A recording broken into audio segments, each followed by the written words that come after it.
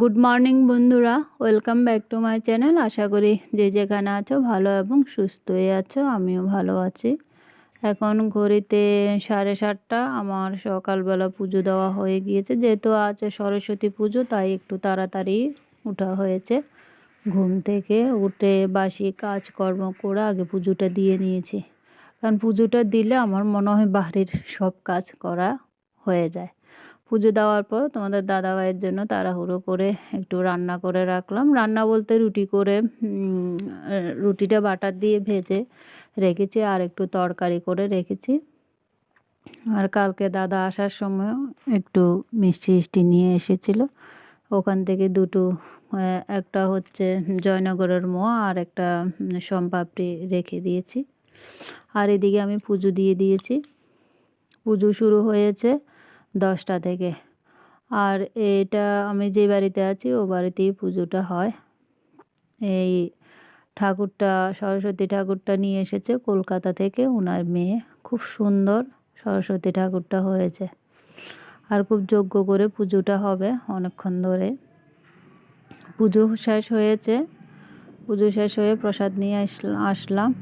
আমি যা নেওয়ার নিয়ে নিয়েছি, একসাথে তো অত মিষ্টি প্রসাদ খাওয়া যায় না, তাই আমি যা নেওয়ার নিয়ে নিয়েছি আর রেখে দিয়েছি তোমাদের দাদাভাইয়ের জন্য। দাদাভাই আসলে বিকেলবেলা খাবে। আর গতকালকের পোলাও ভাত ছিল, মানে পোলাও ছিল, তো তোমাদের দাদাভাই এনেছিল, তো অত তো আর খাওয়া যায় না, রেখে দিয়েছি। এখন এটা নিয়েছি, আর সাথে বেগুন ভাজি করে নিয়েছি। বেগুন ভাজিটা আমি বেসন দিয়ে করে নিয়েছি। বেসনের মধ্যে বেসন আর চালের গুঁড়ো দিয়ে আমি এই বেগুন ভাজিটা করেছি। আর সাথে করে নিয়েছি ক্যাপসিকামের পকোড়া। মানে বেসনটা করার পর দেখলাম অনেকগুলো বেসন রয়ে গেছে, তাই একটা ক্যাপসিকাম মাঝখান দিয়ে কেটে 2 টুকরো করে আমি, মানে 4 পিস করেছি, 4 পিস থেকে আমি 2 পিস ক্যাপসিকাম আমি ভেজে নিয়েছি। সকালবেলা খাওয়া দাওয়া হলো। এখন দুপুরবেলার জন্য, যেহেতু পুজো, সরস্বতী পুজো মানে সরস্বতী পুজো মানে খিচুড়ি, খিচুড়ি তো খেতেই হবে, তাই এখানে সব সবজি কেটে নিলাম যা ছিল। ব্রোকলিটা আমি একটু ভাপিয়ে নিয়েছি 5 মিনিটের মতন, আর সয়াবড়ি আমি সেদ্ধ করে নিয়েছি। এখানে ক্যাপসিকাম, কড়াইশুঁটি সব নিয়েছি। আর রান্নাটা বসিয়ে দিয়েছি, সব সবজি ভেজে তার মধ্যে আমি চাল আর ডাল দিয়ে দিয়েছি।